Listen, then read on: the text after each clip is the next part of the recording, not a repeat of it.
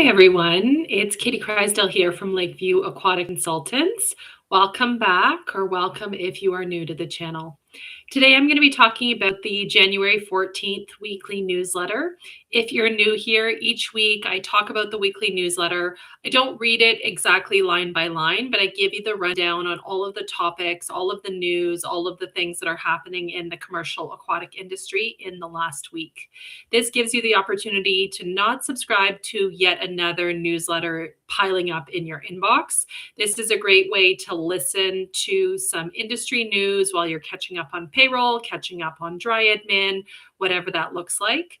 Please do consider subscribing to the channel because it makes a big difference in terms of showing us what videos you like and also notifying us as soon as a video, rather, I should say, notifying you when a video is released. So let's get started talking about the newsletter this week. So if you don't know, the newsletter typically comes out on Wednesdays. It doesn't have a set time. It gets done when it gets done. And each week there's a different topic. So this week I kept it a lot lighter because last week the entire topic of the newsletter was S harassment in the aquatics workplace. I'm intentionally using that language because I don't want this video to be flagged on YouTube. But essentially, that was a very, very heavy topic and a lot of good responses that were received in the survey that we hosted back in October. So I wanted to follow it up this week, January 14th, 2026, with a much lighter topic. And it actually ended up being a very light news week.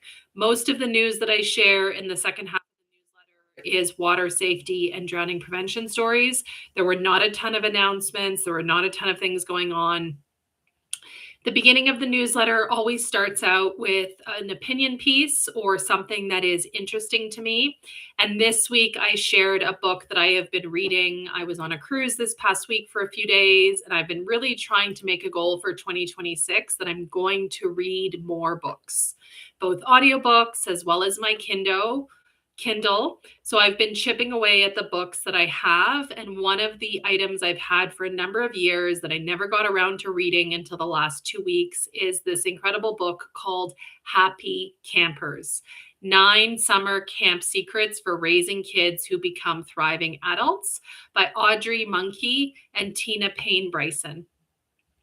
I thought this was going to be a book for which I already knew most of the suggestions and strategies because I was a sleepaway camper for years, and then I was a leader in training, counselor in training, activity head. I worked at a summer camp for many, many years, and I'm very, very grateful for the opportunity because between camp and aquatics, all of my personal, professional leadership, all of my skills have been developed on the shoulders of other people who've taught me and mentored me. I was expecting this to be a quick read, but I have really dug into this incredible book.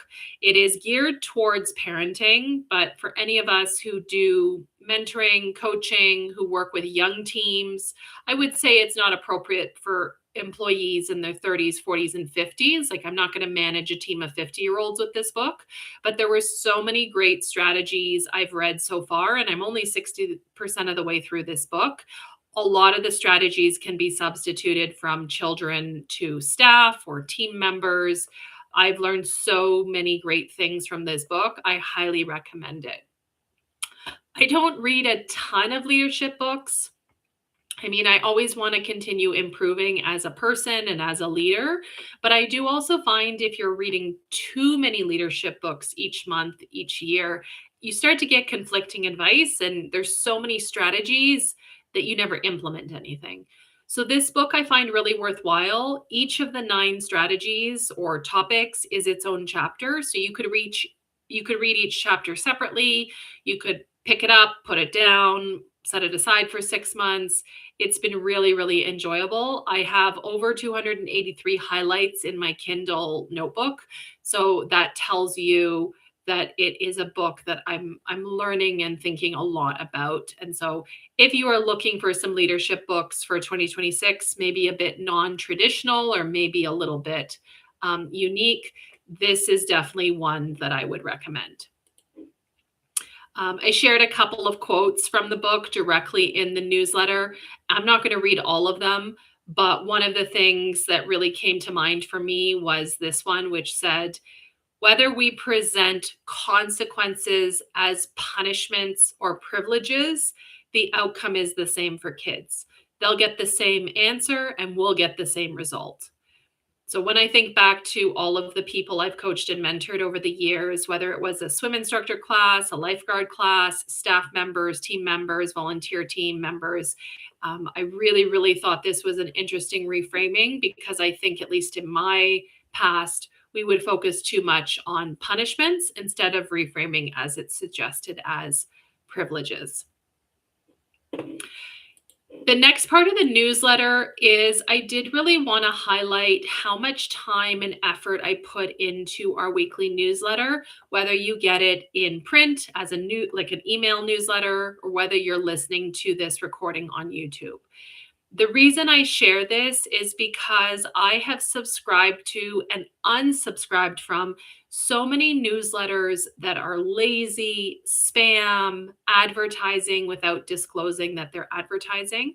I really want to stress that although I am a consultant, although I am a teacher, and I am making money doing what I do, everything I promote on social media, whether it's Facebook, Instagram, our newsletter, YouTube, it's not paid. We don't take referral fees. We don't take ads.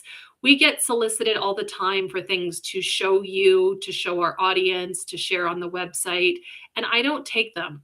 I'm not interested in being a paid shill. There's very few products I love enough that I would consider doing that. And even then, I don't take money for those products because I want to be transparent and I don't want to then have some sort of allegiance to that brand or product where I can't be honest about whether the product is good or bad. And the reason I brought this up is because as I was going through some of the emails I had in my inbox this week while I was partially out of the office, one of the newsletters I opened had an article that I clicked on and it felt very salesy. I scrolled down to the bottom of the article, and as you can see, what I've shared in our newsletter is a screenshot about the description of the author of that so-called article. And what you can see, I've blocked out the name and I've blocked out the brand, but this is basically a piece of sales literature masquerading as an article to purport to tell you what you need to know about vinyl liner pools or membrane pools. And this kind of stuff is still so common in the swimming pool industry. And it absolutely drives me nuts because not everybody has the same critical thinking skills to go down and recognize that after they've read all this information, it's not unbiased. It's not broadly applicable. It really is one person who is trying to promote their product. And it doesn't mean that it's always nefarious or it's always ill-intentioned, but I just get so frustrated when I see these other newsletters from other organizations, other publications who are so lazy and cross-promoting these basically paid publications. So I wanted to be really clear that here at Lakeview Aquatic Consultants, we don't take referrals, we don't take kickbacks. If there was something where I was hosted, for example, at a new facility, a new water park, or I received something for free, I would disclose that very clearly in the description, the comments, what have you. And then when it comes to the articles that I choose to include in this weekly newsletter, I have read every single one of them, and they are culled from our Google News alerts, other sources that I read, and they are vetted. I'm not just picking things to fill a newsletter. I often see newsletters where it feels like somebody just scraped the top 5 headlines and put them in their newsletter. And that is not what we do here. We have a dedicated following of people who trust my opinion, who trust what I promote. And I would never take that for granted by just taking money from a brand to promote something that there's no reason to promote, right? That I wouldn't burn your trust that way. So I apologize for the mini soapbox, but I thought it was really, really time to bring this up again based on the newsletter that I just read that was all sales. So one of the articles I want to really highlight from this week, it just came out today on January 14th when I'm recording this, when I sent out the newsletter, is there is a developing story from Brazil about a lifeguard who may have died as part of an entrapment while trying to retrieve a bather's wedding ring in a basin at Wet and Wild in South America. We don't have a lot of information yet. I only had one mention of this particular story in today's Google News alert. So I'm hoping we get some more information over the next couple of days that you can see in the January 21st newsletter. But those of you who've been here before know my personal and professional commitment to documenting entrapment injuries and fatalities. This is something I spend a lot of time talking about in the Certified Pool Operator course. And the main reason I do this is because, in my personal opinion, there is this false misunderstanding that the Virginia Graham Baker Pool and Spa Safety Act solved or ended all entrapment injuries and fatalities in either the USA or around the world. And that is simply not the case. VGBA is not the same standard in every jurisdiction, and it's not the standard at every facility that's followed. And so I will continue to share in our videos and in our discussion these incidents. And if we get more information, I will definitely share it. If you're not familiar with the other videos, I will link to them in the description box down below. The most recent one was Alaya Lynette Jaco, who died in Texas back in, it may already have been March of 2023. So we're coming up on 2 years. I have a number of videos on that incident. They're quite graphic in nature, but I will link to them in the description box down below. One of the other topics that I've been following, some of you are familiar with, I've been following the increase in violence and aggression towards staff members at aquatic facilities, water parks, and amusement parks. And I came across this article from Australia that stated that 9 in 10 public pool workers are facing threats, harassment, and violence in the workplace. This is an astonishing statistic, and it is definitely something that our industry, we need to be ringing the alarm bells that this situation is evolving since the pandemic. This is no longer just a single Karen or Kevin in your neighborhood. This is creating a culture whereby it is okay to confront people with violence or aggression for simply doing their jobs. So I will be circling back to this topic in the future because it is something that we do need to keep talking about in aquatics in North America. This is not exclusively a one pool, one state, one country problem. On a lighter note, I shared an article this week that was an individual talking about how going to their local swimming pool feels like a cultural refuge, a personal reset. I thought that was a really nice article in The Guardian. I shared another piece from the University of West Virginia in the US, where they offer free personalized aquatic therapy sessions for people who need them. I thought this was an incredible idea because it is more like a personal training session where you have a one-on-one booking or a one-on-one session, and then you learn skills, techniques, drills that you can do on your own. And I thought, wow, isn't this potentially more sustainable for facilities that can't afford to have a 6, 8, 10-week aqua therapy program, who can at least offer these one-on-one sessions? They still cost money, they still take staff time and expertise, but we can provide resources for people to then do it themselves after they've had their session. Also this week, I shared an article pertaining to a man who was charged with assaults that he allegedly did at Roaring Springs Water Park. The antitrust case between the International Swim League, which was a for-profit sporting league a few years ago that shut down during the pandemic, is going to trial against FINA, which is now called World Aquatic. So that is something that we'll be watching as well. This one is a bit lighthearted. I came across this article from a few months ago that Amsterdam, the city in the Netherlands, they're going to be building these tiny little staircases to help cats get out of canals so they don't drown. Doesn't have anything to do with your day-to-day work, but I thought kind of cute and worth sharing. I did share a story out of Toronto where a mom was sentenced to 3 years in prison for manslaughter, so unintentional death after her baby's drowning. This is a pretty unusual case. Not that it happened, but that the person was charged and will be seeing prison time here in Canada. Almost every week, a parent, a guardian, a grandparent is charged with not providing the necessities of life for a small child that drowns in the bathtub, the pool. There was one as well recently that was a bucket. And I've shared a few times that I'm not sure personally that I agree with sending one of these parents to prison for a mistake that they're already going to regret for their whole life. So I thought it was really noticeable that, or remarkable would maybe be a better term, that this mom was sentenced to 3 years in prison because I can't recall in the 5 years, 6 years that I've had these Google News alerts, I can't remember such a large prison sentence anywhere in Canada.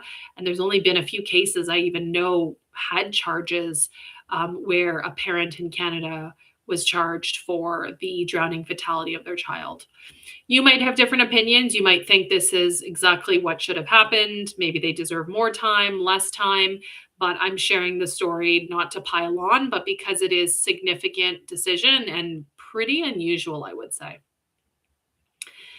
The next article I shared this week is a very sad read. It's long form journalism in Texas Monthly regarding the parents of the Camp Mystic children who drowned this summer in Texas when their sleepaway summer camp flooded on the Rio Grande River, and all of the children, the little girls, died in their cabin.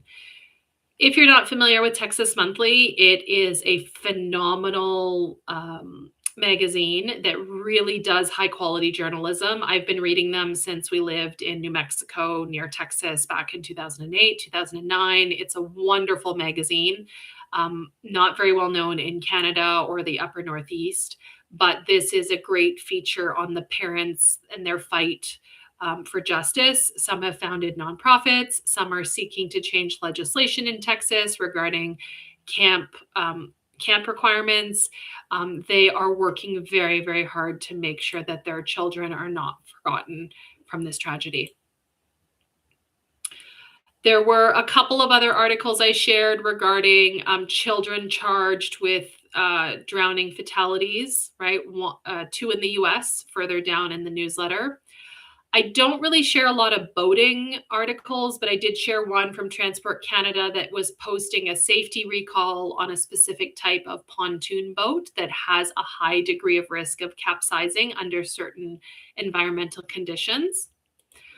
I also shared a follow up article on a topic we talked about last week where I shared that, Disney World has gotten very expensive, these very large amusement parks that are charging increasingly higher fees for admission, food costs, travel costs, that it's out of reach for a lot of working class families of all demographics in North America to be able to go and spend hundreds, if not thousands of dollars to take their family on a trip.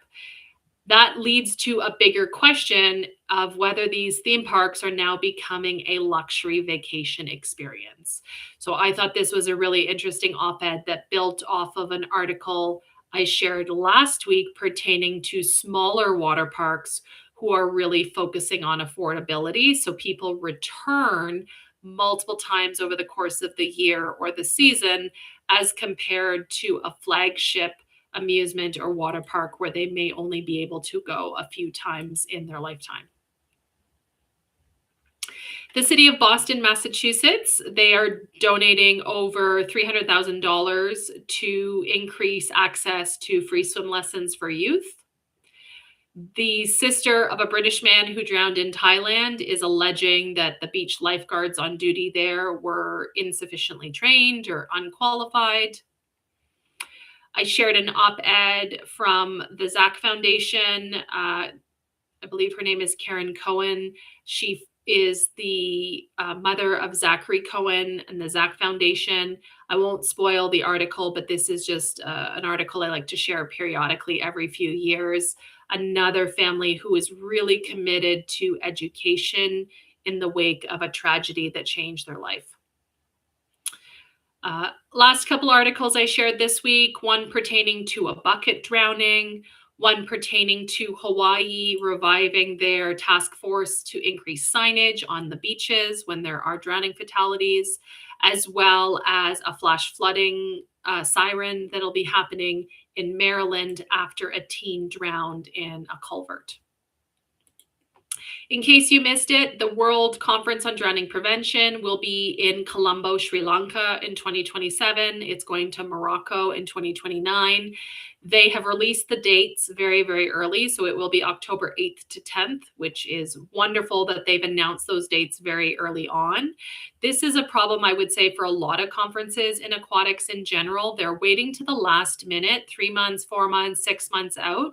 And for those of us who do a lot of planning in advance or book work quite a ways in advance or even vacations far in advance, it's very, very helpful to know these dates well in advance, right? This is basically 20 months from now, a year and a half from now. This helps people to plan because fall is a busy time between the World Water Park Association show, IAPA show, NRPA in the US, as well as state and provincial recreation association conferences. So really, really grateful that the organizing committee for that year's World Conference on Drowning Prevention has put out the dates because a lot of us are going to have to travel quite a ways to get there.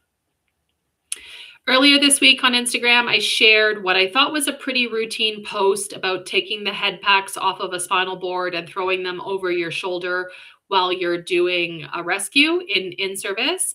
And oh my goodness, the opinions that came out of this particular post. I will be doing a follow-up on YouTube, a more detailed video with how this works, what this looks like. But people had opinions, let me tell you. So I was very, very surprised.